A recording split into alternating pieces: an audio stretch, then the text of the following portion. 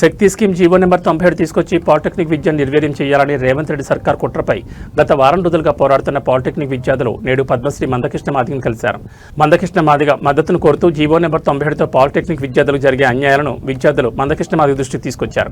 ఈ సందర్భంగా మాట్లాడుతూ పాలిటెక్నిక్ విద్యార్థుల పోరాటానికి సంఘీభావం తెలుపుతూ వారి సమస్య పరిష్కారానికి ఎంఆర్పీఎస్, ఎంఎస్ఎఫ్ ప్రధాన నాయకత్వానికి తక్షణమే ప్రభుత్వ పెద్దల దృష్టికి తీసుకెళ్లి పాలిటెక్నిక్ విద్యార్థులకు ఎలాంటి అన్యాయం జరగకుండా ఖచ్చితమైన ఆర్డర్కై ముందుకెళ్లాలని ఆదేశించారు. పటాన్చేరు మండలం సంబంధించి 22 ఎకరాల 31 గుంటలు 26 కుటుంబాలకు మరి ఆనాడు కాంగ్రెస్ ప్రభుత్వము దళిత రైతులకు ఇచ్చింది. ఎందుకు ఇచ్చింది? భూమి లేని రైతులు కాబట్టి జీవనాధారం కోసం ఆనాడు కాంగ్రెస్ ప్రభుత్వము భూములు ఇచ్చింది. ఈనాడు ప్రభుత్వం అదే ప్రభుత్వము మరి రైతుల దగ్గర మరి కనీసము నోటీసులు ఇవ్వకుండా, కనీసం సమాచారం ఇవ్వకుండా అక్కడ ఎస్టీపీ ప్లాంట్ వేసామని చెప్పేసి అక్కడ ఏర్పాటు చేయడం అంటే దళితులను కించపరచడమే. అంటే దళితులు రాష్ట్ర ప్రభుత్వానికి లెక్కలేదు, రేవంత్ రెడ్డి ప్రభుత్వానికి దళితులు అంటే లెక్కలేదు అనే దానికి నిదర్శనం లగ్డారంలో మరి 22 ఎకరాలు మరి ప్రభుత్వం గుంజుకుంటున్నదే నిదర్శనం అని మనకు కనిపిస్తున్నది.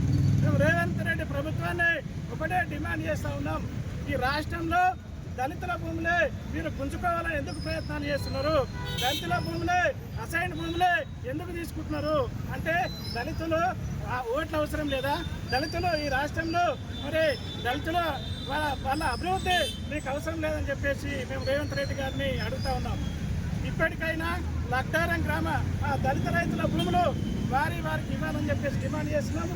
లేని పక్షంలో రేపు ప్రభుత్వానికి మరి దళితులంతా మరి ఐక్యమై మందకృష్ణ మాదిగ గారి ఆధ్వర్యంలో ఒక పోరాటం చేసి మరి ప్రభుత్వాన్ని గద్దె దింపే వరకు కూడా పోరాటం ఉంటుందని చెప్పేసి మేము హెచ్చరిస్తూ ఉన్నాం.